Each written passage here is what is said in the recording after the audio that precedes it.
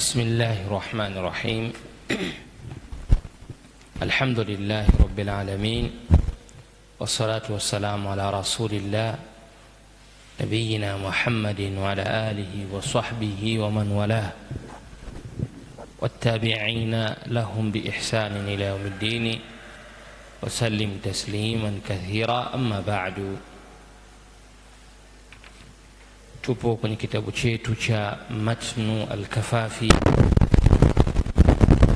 kitab Sheikh Yaqub ibn Maulud al-Shinqiti rahimahullah. Tutaruka kitabu Tauhid na kuanza kusoma kitabu Tahara, tukiacha kitabu Tauhid kwani mukaddima wake watosheleza, na vile vile tauhidi ambayo aqida ndani yake ipo kwenye matn ibn Ashir. Kwa hiyo hakuna haja ya kuyarejelea hayo kwa sababu safari bado ni ndefu. Tumeonelea tuanze babu tahara. قال رحمه الله تعالى: باب الطهارة. يطهر الحدث والنجس بما لم يتغير أو تغير بما نشأ منه أو بمكث أو ملاء أو ريح ما جاوره منفصلا، والخلف في مصلحه كالدبغ أصحها ما خف منه ملغي، في الماء إن جعل في فم بلا مكث ولا مضمضة خلف جلا. باب الطهارة، mlango unaozungumzia tahara, na maana ya mlango ni furjatun fi satirin, ni uwazi uliopo kwenye stara fulani, yutawassalu biha min dakhilin ila kharijin.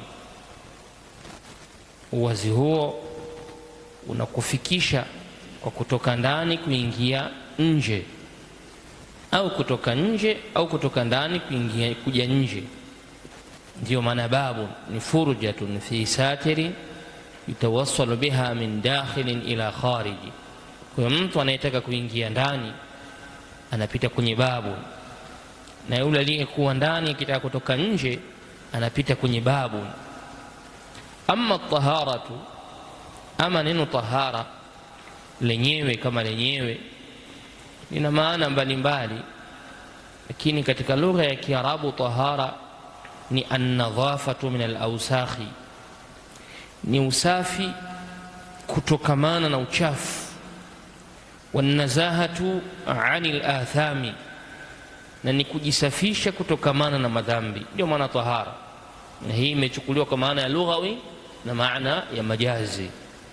An-nadhafatu au at-tahara maana yake ni usafi, kujisafisha kutokamana na uchafu, min al-awsakhi. Imma awsakhu utakuwa uchafu, utakuwa kwenye nguo, utakuwa kwenye mwili, au utakuwa kwenye sehemu. Kwa hiyo kitendo cha kusafisha ule uchafu uliopo katika moja ya sehemu hizo tatu inaitwa at-tahara. Na vile vile an-nazahatu anil athami, kujisafisha kutokamana na madhambi ya moyoni, madhambi yaliyojaa katika nyoyo. Kile kitendo cha kujisafisha kwa kufanya toba au kurejesha haki ya mtu iliyodhulumu ni an-nazahatu anil athami, tusamma tahara, na hiyo ni kwa lugha ya Kiarabu. Amma al-Imam Ibn Arafa ana taarifu yake maarufu ambayo ni muntashira lada al-Malikiyya: sifatun hukmiyatun tujibu limawsufiha jawazu istibahati salati bihi. Hiyo ndio taarifu ya Malikiyya kwa ujumla, ni sifatun hukmiyya tujibu limawsufiha jawazu istibahati salati bihi. Ni sifa, ni namna fulani imewekwa, tena hukumiyatun, ya hukumu kwa maana ya kisheria imewekwa, ni sifa fulani, ni utaratibu fulani umewekwa wa kisheria, tujibu ni mausufiha jawazu istibahati salati biha, unamthibitishia tujibu ay tuthbitu, unathibitisha limausufiha, kwa yule ambaye anaisifika nazo, mwenye kuzitenda, mwenye kuitenda hiyo sifa na hiyo namna, inamthibitishia na kumwajibishia jawazu istibahati salati bihi, kufaa kuwa halali kuswali na sifa hiyo au fihi au mahala hapo. Kwa hiyo ni sifa ambayo ni namna ambayo ipo kihukumu kisheria, inayompelekea mtu kwamba ni lazima anapokuwa na sifa hiyo awe ni halali kwake yeye kulitekeleza jambo la ibada au jambo lingine lolote katika mambo ambayo yanahitajia at-tahara. Hasa nasema sasa al-Imamu Sheikh Yaqubi rahimahullahu ta'ala kwenye Matnul Kafafi, yutahharu al-hadathu wan-najisu bima lam yataghayyara au taghayyara bima. Beti hii na zinazofuata kama alivyotaja al-Imam Ibn Juzay katika al-Qawanin, anasema ya kwamba tahara imegawanyika sehemu mbili. Ndio hizi beti anazotaja hapa kwamba tahara, kujitaharisha kumegawanyika sehemu mbili. Kuna taharatu al-hadathi wa taharatu al-khabathi. Na kujitaharisha kutokamana na hadath na kujitaharisha kutokamana na khabath, mambo mawili hapa. Taharatu al-hadathi, kujitaharisha kutokamana na hadath, kupo imma al-kubra wa sughra. Kujitaharisha kutokamana na hadathi yote inayokutokea, jambo lolote linalokutokea, unajitaharisha kwa njia mbili, kubra wa sughra. Kubra kwa maana al-ghusl, na ni kuoga. Mtu yote mwenye hadath, ana janaba, au mtu ambaye na nifas, ana hedhi, kujitaharisha kwake ni kubra, ni kwa ukubwa, inakuwa ni kwa kuoga, al-ghusl. Ama taharatu al-sughra, ama hadathi ya kujitaharisha ndogo, hiya al-wudhu, nako ni kutia udhu. Mtu ambaye ana jasho lakini hana uchafu wote, anahitaji kufanya ibada, anahitaji jambo fulani la kidini ambalo anaonelea ni vyema aingie na udhu, naam, basi atajitaharisha kwa kutia udhu au kile kinachokaa nafasi ya maji kwa maana ya udhu, wa huwa at-tayammum. Hii ni taharatu al-hadath. Ama taharatu al-khabath, ama kujisafisha kutokamana na uchafu, kupo kwa aina tatu.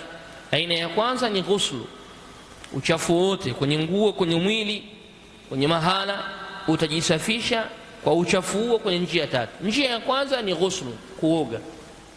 Ima uoge utoe uchafu mwilini kwako, na ima njia ya pili wa huwa mashun, ni kupangusa pale, ni kupangusa pale ambapo pana nini, pana khabath, pana uchafu. Na njia ya tatu ni nadhhun, ni kunyunyizia maji. Nadhhun, kunyunyizia maji. Hizi ni tahara mbili, taharatu min alhadathi wa taharatu min alkhabath. Taharatu alhadath ni gawanyika sehemu mbili. Mtu anajitaharisha kutokamana na hadath, imma ana haidh na imma na nifas na imma na janaba, kwa njia mbili, kubra wa sughra. Kubra ataoga, yani janaba lake ataoga, na imma ni nifas na haidh ataoga. Na imma ikiwa sasa sio hedhi wala nifasi wala janaba, ataingia kwenye taharatu sughra au taharatu alhadath sughra, nako nini, ni kuchukua udhu, alwudhu, imma kujiosha na maji na imma kutayammam. Ama taharatu alkhabath, uchafu kwenye nguo, kwenye mwili, kwenye sehemu, imma usafi huu utakuwa katika moja ya njia tatu. Njia ya kwanza alghusl, kuoga, mtu aoge aondoshe ule uchafu, wa imma almashu, kupangusa sehemu ile, na njia ya tatu na imma itakuwa nini, an-nadhhu, kunyunyizia maji. Kwenye beti nasema yutahharu alhadathu wan-najisu bima, yutahharu alhadathu, inasafishwa hadath. Alhadath kwa maana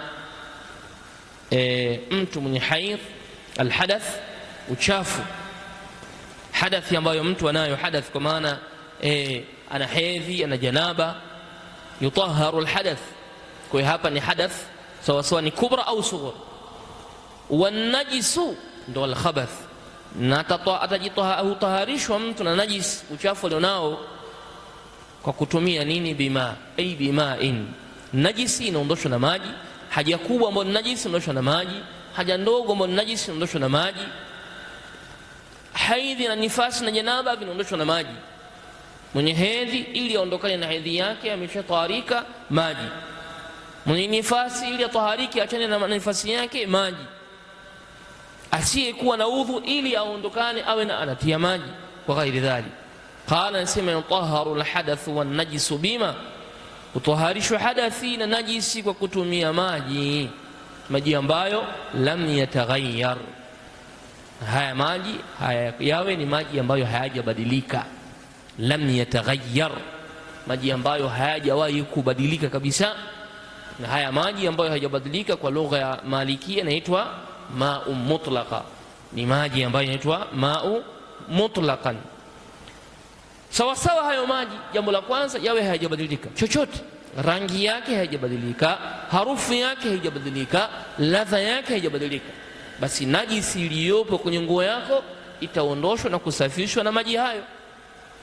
Hedhi, janaba ulilonalo kwenye mwili wako, ili iondokane hiyo hedhi yako na janaba lako, utatumia maji ambayo lam yataghayyar, hayajabadilika rangi wala harufu wala ladha.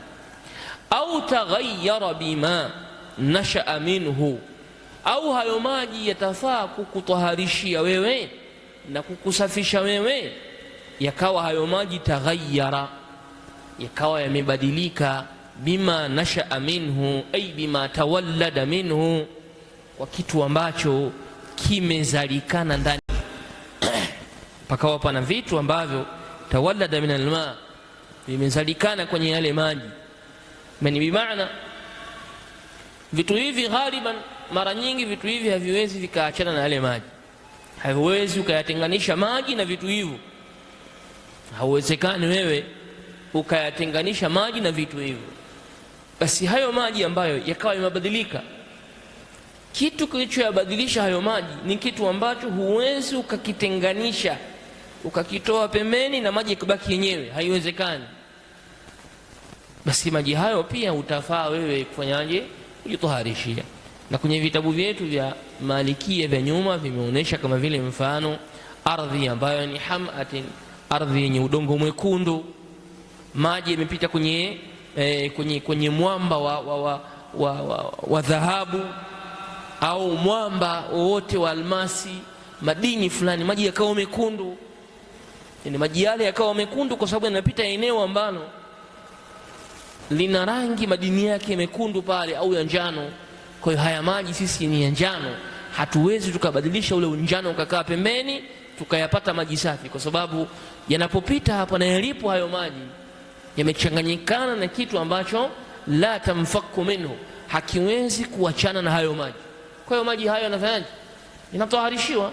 Au vile vile maji ambayo yamebadilika kutokana na nini? Na tuhlubu, maji ambayo yamebadilika kutokana na tuhlub, majani ambayo yanaota kwa muda mrefu, yanaota kama atakuja kutaja maji. Kuna majani fulani yanaota kwenye maji muda mrefu, majani fulani yanapelekea yale maji ya chini ukiyatazama yanakuwa kana kwamba yana matope fulani ya rangi nyeusi, lakini yale maji huwezi ukayatofautisha na ile rangi, na yamebadilika rangi kutokamana na kile kitu kilichomo ndani cha majani na mizizi yake, ambayo huwezi ukitenganisha. Anasema haya maji yaliyobadilika rangi kwa kutokamana na kupatikana vitu ambavyo haviwezi kuachana nayo, maji haya yatafaa kujitaharishia. Au bimukthin, ay bituli mukthin, au maji yakabadilika kwa kupatikana bituli mukthin, kwa muda mrefu wa kukaa. Kuna vitu vimekaa mule ndani ya maji, bituli mukthin, vimekaa kwa muda mrefu. Bituli mukthin, maji yamekaa, kuna vitu vimekaa mule, au maji yamekaa kwenye hicho kitu kwa muda mrefu sana, kwa muda mrefu, maji yale yakabadilika rangi, yakabadilika rangi. kama vile sabghatin, ardhi yenye chumvi, maji yamekaa mpaka yameanza kuwa kama vile rangi ya weupe weupe, yako kwenye ardhi ambayo chini ile ardhi ni chumvi tu. Haya maji huwezi ukayatenganisha na hiyo ardhi. Haya maji yatafaa hata kama yamebadilika, badilika rangi yake, badilika ladha yake. Haya maji hauwezi ukayatenganisha na hicho kitu, basi yatafaa wewe ujitaharishie. Qala, asema au mala ay sa'idin, au maji ambayo yamebadilika kwa mchanga. Mala ni mchanga. Almala ina tafsiri mbalimbali, lakini kwenye tafsiri as-Sihahu wa Qamusi inasema almala ni as-Sahara, ni sehemu la jangwa lile. Lakini tafsiri kwenye Tajul Arusi, kwenye Qamusi inaitwa Tajul Arusi, inasema ni almuttasi'u min al-ardh, ni sehemu ya ardhi iliyokuwa pana, inaitwa almala. Lakini pia Ar-Raghib al-Asfahani amesema ni alfalatu almumtadda, ni eneo la wazi lililokuwa pana refu sana. Kwa hiyo ala kulli hali neno almala lina maana ya mchanga, sehemu iliyokuwa imeenea, imekuwa ni pana sana. Sasa eneo lile maji yakawa yako kwenye hilo eneo, yakabadilika mpaka rangi. Nasema hayo maji yakibadilika rangi, itafaa pia kujitoharishia kutokamana na najisi na kutokamana na hadathi. Au rihin, au maji yakabadilika kutokamana na harufu, ma jawarahu munfasila, ya kile ambacho imepakana nacho, munfasilan, kilichotengana. Yani maji yamekuwa na harufu, yamepata harufu. Sababu gani ya kupata harufu? Ni kwa sababu jawara shay'an qadira, maji yamepakana na kitu kichafu, lakini munfasilan, baina ya maji na hicho kitu vimetengana, havijaambatana. Lakini kwa kuwa kilichopo pembeni kinatoa harufu, yale maji yale yenyewe asili yake masafi yakapata harufu, lakini uhalisia yale maji na hicho kitu haviko pamoja. Sawa, havipo pamoja, lakini yameathirika na harufu. Basi unaambiwa hayo maji, hata kama hiyo harufu imeathiri, maji haya yatafaa kufanyaje? Kuondoshea najisi. Akatoa mfano wa maji hayo ambayo yamepatwa na harufu, kama vile unataja kwamba maji ambayo yameambatana au yamepakana na shajaratu wirdin au shajaratu wurdin au wardin, mti wenye maua, mti wenye maua ya yasmini au maua yote yale pale. Ule mti unatoa harufu, yani unatoa harufu, au maua yanatoa harufu, lakini pembeni kuna vimaji viko pale visafi. Waje washika yale maji, wasikia watia udhu hivi, unasikia natoa harufu ya maua ya yasmini. Ukakumbuka kwamba maji ambayo yamebadilika harufu hayafai kutiliwa udhu. Nasema hapana, haya yamebadilika harufu kwa sababu ya nini? Ya mujawara, kwa sababu ya kuambatana, ya kupakana, yamekaa pembeni ya nini? Ya kitu chenye harufu. Au vala mathalan jifa, maji ni masafi lakini kuna mzoga uko pembeni, mzoga umekaa pembeni, umekufa, jifa tu, jizoga limekaa pembeni. Ile zoga linavyopitisha harufu linapeleka huku na huku, ile maji yakabadilika harufu. Na ndio haya maji yatafaa vile vile kufanyaje? Kujitaharishia. Munfasilan, hali ya kuwa maji hayo yametengana na hicho kitu. Ama kikiwa hicho kitu kimeyagusa ile maji, hapo sasa hayo maji ya dhurru. Ikiwa ule mzogo umeyagusa yale maji ukayabadilisha yale maji, hapa sasa panaingia masaili mengine ambayo nayo ni masala ambayo haya maji yamedhurika, maji haya yatakuwa yamedhurika. Qala, sema baada ya kumaliza hapa akasema, wal khulfu fi muslihihi kadabghi asahuha ma khaffa minhu mulghi fil ma'i in ju'ila fi famin bila mukthin wala madmadatin khulfun jala. Wal khulfu fi muslihihi kadabghi, na khilafu ya wanawachuoni, khilafu wal khulfu maana yake khilafu, wal khulfu na khilafu fi muslihihi kadabghi, ay fi muslihi almiyah, ipo kwenye yule ambaye anayatumikisha maji, anayatumia maji. Fi muslihihi Khilafu ipo kwenye mtu ambaye anayatumia maji.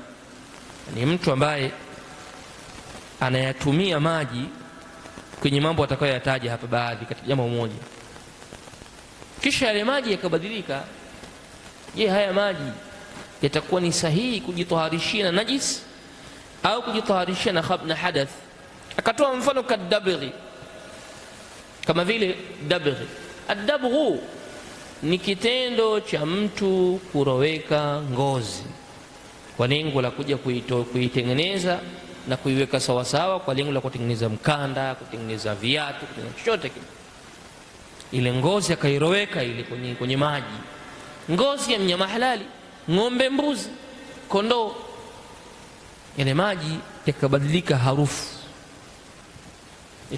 harufu na uvundo ukatapakaa pale, lakini akayatumia ile maji.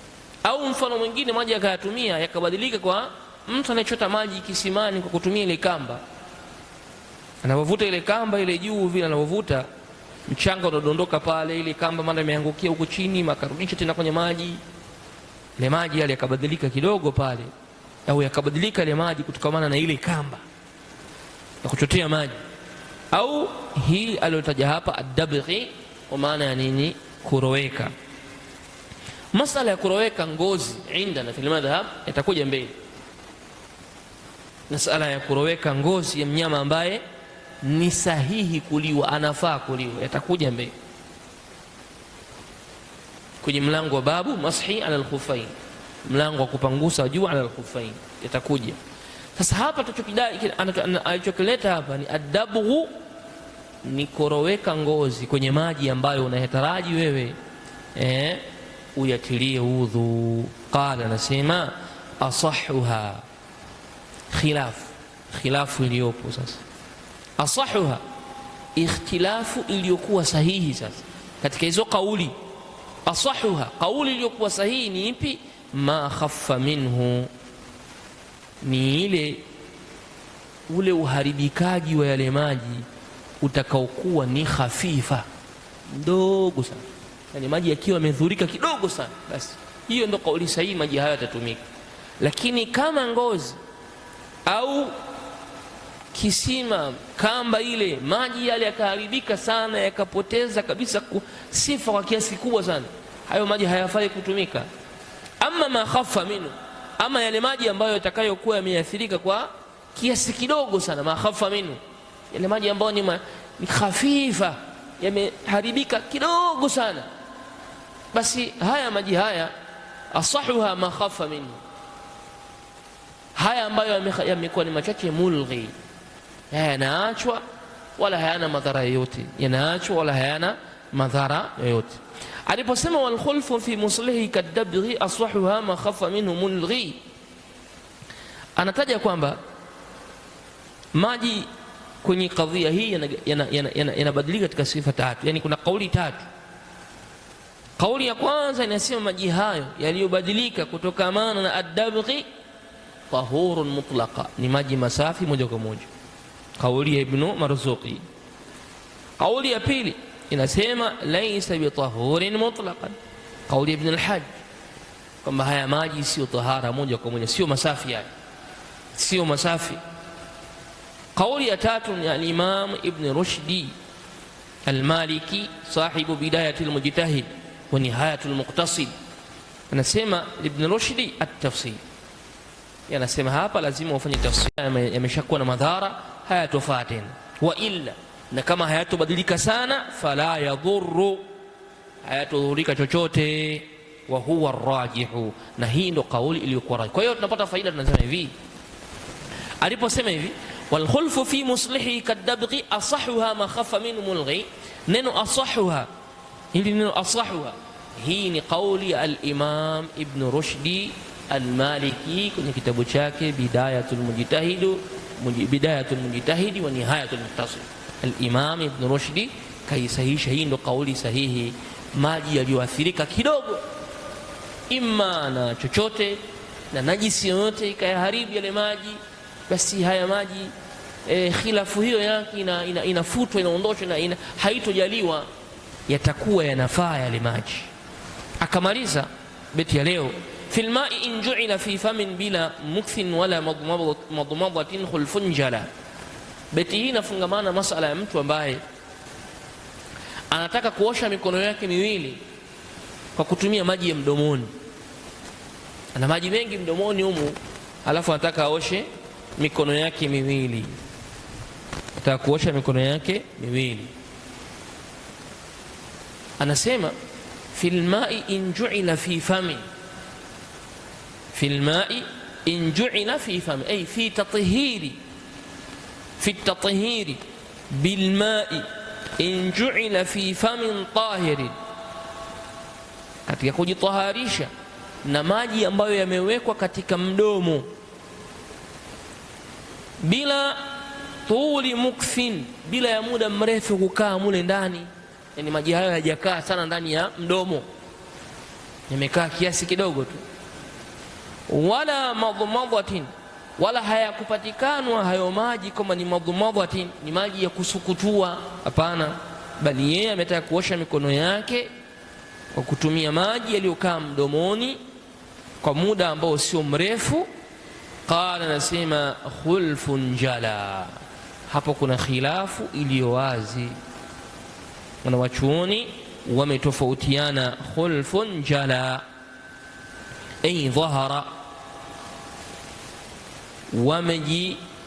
pamedhihiri khilafu ya ahlul ilmi, bimaana kulipo kundi ambalo jawaza tathhiri bih, limejuzisha kujitaharisha kwa maji hayo sawa sawa hayo maji, kwa maana ya kwamba yatakuwa yamekaa muda mrefu na yakachota sehemu ya mate, yakachota sehemu ya mate.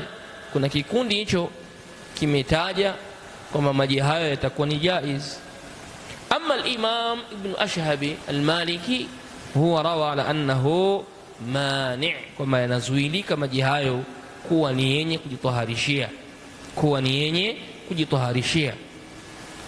Ama ikiwa maji hayo tutapata uhakika kwamba maji hayo yamechanganyikana na mate ambayo yamefika kuyabadilisha yale maji yakawa kwa asilimia kubwa ni mate, kwa kuwa yale maji yamekaa mdomoni muda mrefu, hapa hakuna khilafu za ahlul ilmi kwamba haya maji hayafai. Hapa hakuna khilafu ahlul ilmi kwamba maji haya hayafai. Kwa hiyo beti yetu ya pili hii ya mwisho, fil ma'i in ju'ila fi famin bila, katika kujitaharishia na maji ambayo in ju'ila fi famin, yaliyowekwa mdomoni. Mtu akataka kujitaharishia na maji yaliyopo ndani ya mdomo, bila mukthin, bila ya muda mrefu kukaa katika mdomo, wala madmadatin, wala maji hayo hayakuwekwa kwa lengo la kujisukutulia. Khulfun jala ay khulfun dhahara, imedhihiri khilafu ya ahlul ilmi. Kauli ya kwanza inasema kwamba inafaa kujitaharishia na maji ambayo hayajakaa muda mrefu mdomoni, mtu akataka kuosha mikono yake na kitu kingine. Na kauli ya pili ya Imamu Ashhabi inasema ya kwamba yanazuilika maji hayo, kujitaharishia hayatofaa. Na kauli nyingine ya tatu ni kwamba ikiwa hayo maji yatachanganyikana na mate kwa muda mrefu ndani, yakapelekea yale mate kubadilika kuwa kwa asilimia nyingi ndani ya mdomo, na yakawa yamekaa muda mrefu au kwa ajili ya kusukutua, hapa khilafu ya ahlul ilmi hakuna. Bimaana hapa hakuna namna kusema isipokuwa maji hayo hayatofaa kujitaharishia. Allahu tabaraka wa taala a'lam, wa sallallahu ala nabina Muhammadin wa ala alihi wa sahbihi ajma'in, walhamdulillahi rabbil alamin.